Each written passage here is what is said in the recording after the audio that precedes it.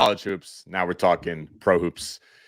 We're going to go through tonight's slate, a little bit of a tricky slate. So we want to tread lightly, a lot of low scoring games with some higher spreads. So just like in NBA in general lately, it seems, especially with scoring down, we got to tiptoe around, right? So, but before we get into that, as always, today's podcast is presented by Props.Cash. We 100% cannot do what we do without Props.Cash. So if you think you're ready to level up your prop betting game, use code PTM at sign up to get 25% off your first month. How are you feeling about this slate, Dave, just overall?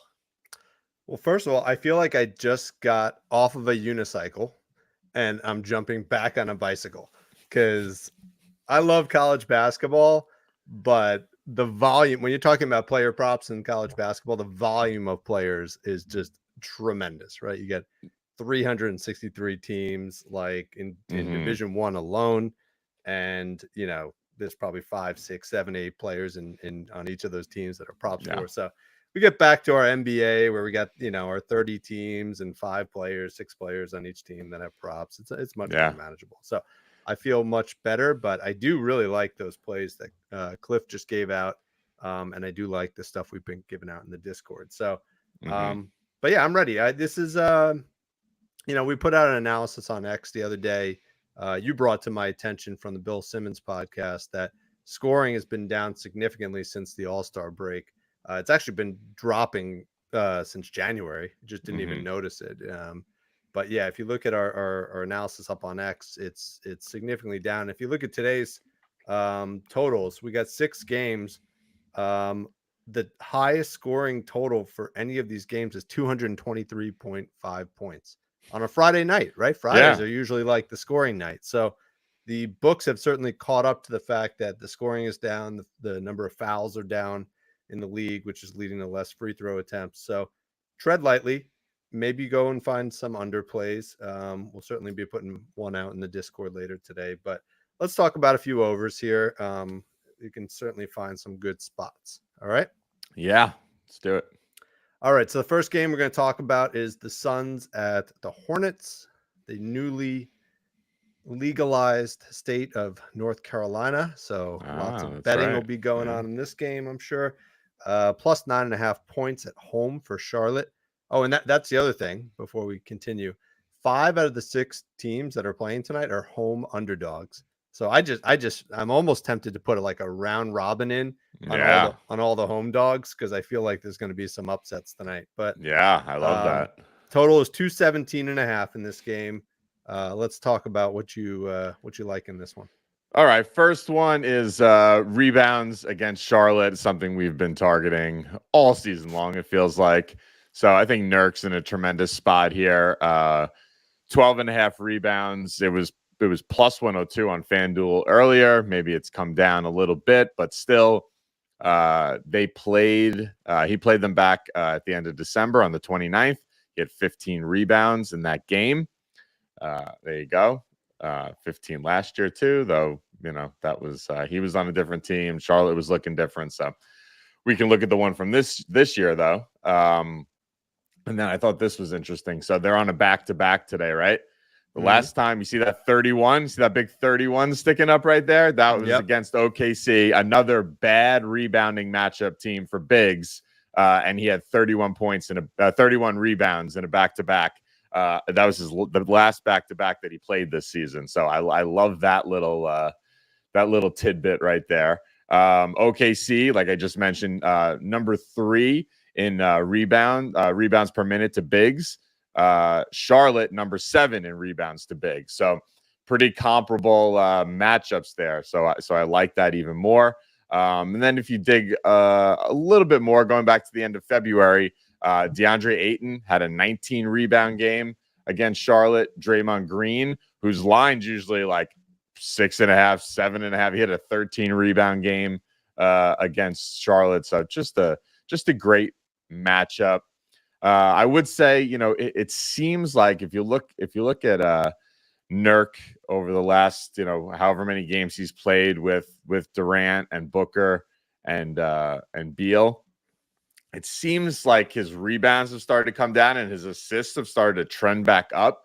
So that was my only little concern right here is maybe, you know, the offense has changed slightly and it's leading to more assists from Nurkic. But I don't know, given all the other matchup information here, I think this is a nice spot for him. What do you think? Yeah, I mean, look, in the last 10 games, he's had 3 20+ rebound games, Yeah. right? I mean, so in the right scenario, when they're playing against a team that's not shooting well, he just vacuums them up. So I think I think it's a good play. I do think Charlotte is improving rebounding wise. I think, you know, if you recall, even 3 weeks ago on the trailing 6 weeks for the defense versus position, they were Yeah. like the worst, right? Maybe second worst, Yeah, third yeah. worst. Now you just said they're the seventh worst. So whatever trades they had made, um, you know, which should have probably hurt their rebounding even Yeah. more, seem to have improved their rebounding. So I think they're just playing worse teams. I don't know. It could be one of the two, but Yeah. I think Nurk's in a good spot here for rebounds. I think if you know, assists are also a pretty good matchup. It's a top 10 matchup for centers for Charlotte. So if you want to play his RA instead, like you said, Yep. he's been pretty hot on the RA. That could be another angle to play. Okay. Yeah, I looked at that as well, just because I saw that trend of it seemed like a shift from focus on rebounding to assists. So I thought maybe, you know, you kind of level them out and go with the RA. I think that's also a very strong play. Yeah. And I almost feel like if you feel like Nurk's in a good rebounding position, you should probably sprinkle a little something on whatever the highest. 16 plus, yeah. If 16 you can plus. alt it to 18 sometimes, If you can get it to 18, I think sprinkle something on that because you might be able to get plus 1,000 or something like that on that, and I think that could very well hit. So, all right. Anything else in this game? Yes, I had where is he? Miles Bridges points.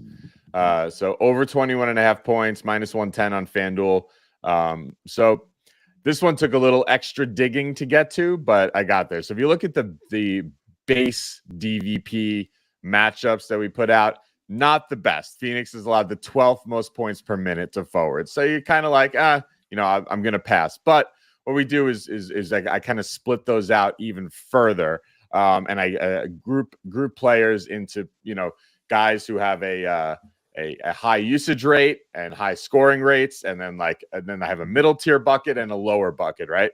So he falls in the higher bucket. So if we look at just forwards with above average usage and scoring rates, Phoenix goes from allowing the 12th most points per minute to the 5th most points per minute. If we hone in just on that like top third of players, and these are the guys in that list: Giannis 34, Siakam 31, Tatum 29, LeBron 28, Tatum 26, Jimmy Butler 26, Denny Avdia 24, Lauri Markkanen 22, Aaron Naismith 22, Kuminga and Mikal Bridges 21 apiece.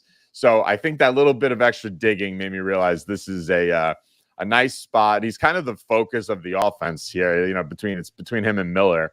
Yeah. And I think this is just, you know, the little bit, you know, Miller's still a rookie. I just think this is a nice spot here for Bridges to, I could see him getting to 25 easily in this game. That was 25. What was it? The prop?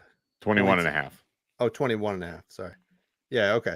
And you're thinking that an alted up play could be good value. Yeah, I'm just saying. Yeah, I think it's a nice matchup for him, and yeah, I think up to 25 would be nice for him today. Wow, giving everybody a little buffer there. Yeah, I'm looking at Miles Bridges' contract right now. It looks like this is the last year of his contract. So he's an unrestricted free agent this year. So why is that important? Because the guy is clearly campaigning for for a big contract, right? Especially after sitting out last season, all that stuff that went down. So yeah, he's that's a great call, Dave. There's only 15, 17 games left of the season. They're not making the playoffs, so this is his last little showcase for that big paycheck. So yeah, great call. His one shining moment for Miles Bridges. This is his March Madness. Yeah, and he also, I think, had the opportunity to go to Phoenix, and I think he was smart and said, "I don't want to go there because he's gonna, score 8 points there and turn into Blake Griffin." Yeah. So I think he said, "You know what? Let me stay on Charlotte where I can really like put up 20 something points a game." That's what we've been doing. Look, 32, 24, 24, 27. Yeah. With that said, Charlotte has been playing trash teams of late. Philly, Toronto, Orlando's a good team. Washington, Brooklyn, Detroit, Memphis. That's a probably an explanation why the trend has been improving for some of Charlotte's metrics. Phoenix, much better team. He might struggle a little bit tonight, but I think 22 is attainable. So I like that play.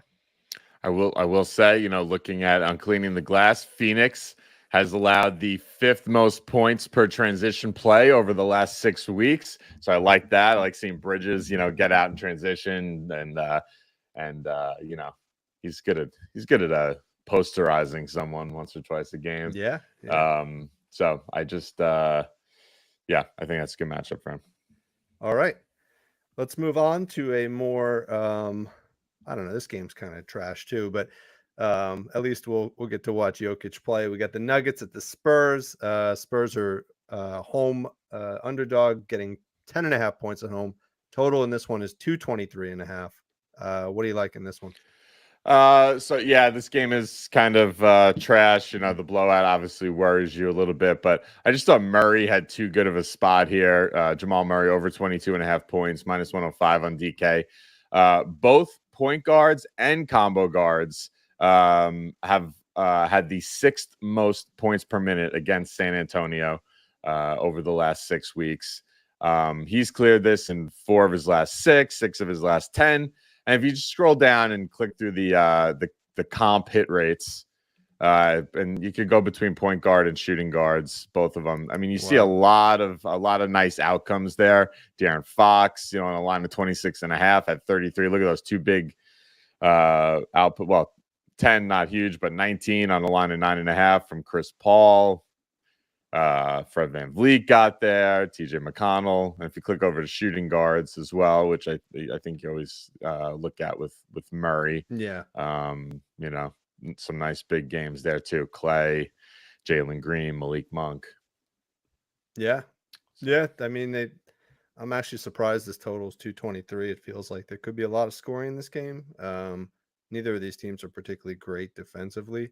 But yeah, this seems like a great spot for Murray. I think time is the only thing that's going to hold them back, right? Yeah. So if they do end up taking a 20-point lead, but the Nuggets tend to let teams get back into the game, and the Spurs tend to play with good energy at home. So I think this one could be closer, or at least close enough to have the starters play in the fourth quarter. Let's hope so. All right. Anybody else in this one? No, that's it. Yeah, just a few other plays to look at. Jokic and Gordon, who are both classified as bigs, both in phenomenal matchups against the Spurs. I think it might be the number one scoring matchup for centers in the league right now. So, Jokic's line is up there. I think it was 25.5 points, maybe up to 26.5. Gordon, who's, more of a playing more of a forward than a center position, but is classified as a big. You can get his line at 13.5. So let's just look at what Jokic had done against the Spurs. I thought this was very amusing.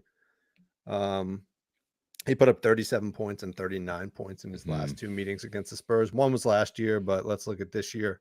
Back in November, he had 39 points. So I think Jamal Murray might have been out of that game. I don't even know if Gordon played in that game. So I don't put a lot of weight in that, but centers have been pretty dominant against the Spurs. If you just look down at some recent comps. Yeah, I mean, Sabonis just put up 31. Şengün, you were talking about this game the other day, put up 45. Yeah. Chet put up 23. AD put up 28. Even Naz Reid put up 22. So, and don't forget, at the end of January, Embiid put up 70. And Embiid put up 70. So this is this is definitely one that might be worth playing, or maybe play first quarter. We won't dive into his charts, but Trey Jones on the flip side Yes. is in a pretty good matchup as well. Point guards against the Nuggets is really their major weakness on defense. So, so maybe take a look at Trey Jones scoring as well. Yeah, I love Trey Jones today. All right. And let's round it off. We got the Hawks at the Jazz. The Jazz are getting 2.5 points at home. Total is 222.5. Is this going to be the John Collins revenge game? Because last time they played Atlanta, he didn't really get his revenge. I think he scored like 5 points. 5 points. Yes, 5 points. Yes. I got to play on John Collins here. I think this is obviously, to me, the game to target tonight. You have two teams that are like bottom defensively in most of the categories and metrics that you look at. Interestingly, I was just talking about transition offense and defense. Over the last 6 weeks, the top 2 worst transition defenses in the league are Utah and Atlanta. So I could just see a lot of sloppy back and forth, basketball here with a lot of missed shots, a lot of scoring, a lot of just up and down. So I liked Collins' rebounds in this game, over 9.5 rebounds, -128. He had 10 in that previous game. Now they're playing at home in Utah. He's cleared this in 6 of his last 10 overall, averaging 10.4. 6 of his last 10 at home, averaging 10.7. And good matchup as well. Bigs against Atlanta, 6th most rebounds per minute over the last 6 weeks. So how can you get behind John Collins today? John Collins is like one of my favorite players in the NBA now. Like he went from being somebody that drove me crazy last year to like one of the most consistent guys in the NBA. Yeah. So, I love it. I mean, I think my assumption is Walker Kessler's back, but Markkanen's still out for the Jazz, which is why this game is a 2.5 point game. So this one probably will be the tightest game out of all of them. I actually think the Jazz are a better team than the Hawks. The Hawks are super thin too. We didn't even talk about that from a rebounding standpoint. They're without Sadiq Bey. I think Jalen Johnson, right, is still out or no? Johnson is back. I think this is his first game back. I at least saw lines out for him, so my assumption is he's back. So and I think Trey is still out. Is that correct? Yeah, right. Believe, so they're super thin. They're probably getting worn down a little bit. Capella obviously is tough to rebound against, but he's capped at like 25 minutes, and they're not going anywhere this year, so they're not going to do anything to put that guy out. So yeah, I love this spot. I think it's a great fast-paced game, and I think neither team are particularly great at shooting, so I think there'll be lots of rebounding opportunities. Yeah. All right. Anybody on the Hawk side? Yeah, hold on. Where is it? Nobody on the Hawks side. I have one more on Utah. The only guy on the Hawks side, but there's no lines out yet, but his matchup is one of the top matchups scoring wise in our model is DeAndre Hunter. Yeah. So I'm gonna definitely dig into his props when they come out later, because he had the best scoring matchup almost on the board and for sure in this game tonight. Yeah, DeAndre Hunter. Jalen Johnson I think is also in a good spot. Yeah. But I don't know. I would definitely read into if he's under any minutes restriction. This is like the 3rd, 4th time that the guy's been out this season, right? And this is the last guy they want to risk a long-term injury. Yeah. They're probably going to build their franchise a little bit around him because he seems to be an all-star in the making. Mm-hmm. So yeah, I do like him for this spot, but I think DeAndre Hunter would be great, assuming he's playing and assuming we get some props out for him later. Yeah, the last time they played, which wasn't long ago, it was February 27th. He played 28 minutes and he had 20 points in that game. Beautiful. Yeah. All right, maybe we'll put like a little DeAndre Hunter ladder out later today. Love that. Be nice. Yeah. All right, give me your last pick for the Jazz. All right, Colin Sexton, 23.5 points, -113. So if you look at the trends, obviously it's not going to be appealing. 3 of his last 10 games. But if you look, he played a lot of good defensive teams: Boston, Denver, Miami, Orlando in that mix. So if you look when they played, who is this? They played Portland. I think their last game, Anthony Simons had 36 points. against Atlanta on a line of 21.5. So kind of similar to Sexton here. Manuel Quickly also recently on a line of 15.5, put up 24. I think those are two very nice comps for Sexton. And then did a little bit additional digging today to kind of see, the scoring matchups, where the best scoring matchups were. And Sexton does quite a bit of his scoring in the paint. He's like a slasher type guy. And Utah is particularly susceptible to those type of slashing guards who do their scoring, at the rim and in the paint, and not from three. So I think this, for a bunch of reasons, shapes up to be a very nice matchup for Sexton in the highest scoring total game of the night. That it'll be a lot of back and forth and up and down. And love this play. Nice. Yeah. I mean, he is the offense there, especially with Markkanen out. Yeah. Yeah. Nice play. All right. Just going really briefly through the other games. We're not even going to tee them up, but just some other players to keep an eye out on. For the Heat Pistons, take a look at BAM points. We have a collab up on X for Rozier, both points and points and assists. So take a look at that. Magic Raptors, Banchero rebounds or Wagner rebounds. Those are both good. Bigs against the Raptors is a good spot. Obviously Wendell Carter as well would fall into that. Franz Wagner points, I think, is a good spot there. So take a look at that. And Emmanuel Quickly scoring is a good spot in that game as well. And then in the Clippers Pels to finish it off, Harden threes, assuming Harden plays. Harden's going to jack up a lot of threes tonight. So maybe a good spot there for some Harden threes. All right. Yeah. I love all those plays. Very nice. Very good. All right. Short and sweet today. Remember, tread lightly. We make sure you do a little extra digging because not a lot of high totals and with scoring down, playing overs is you have to make sure you really do your due diligence behind them. So, but I think we're due to make some money tonight. I like a bunch of these plays quite a bit. Nice work, and let's all make some money tonight.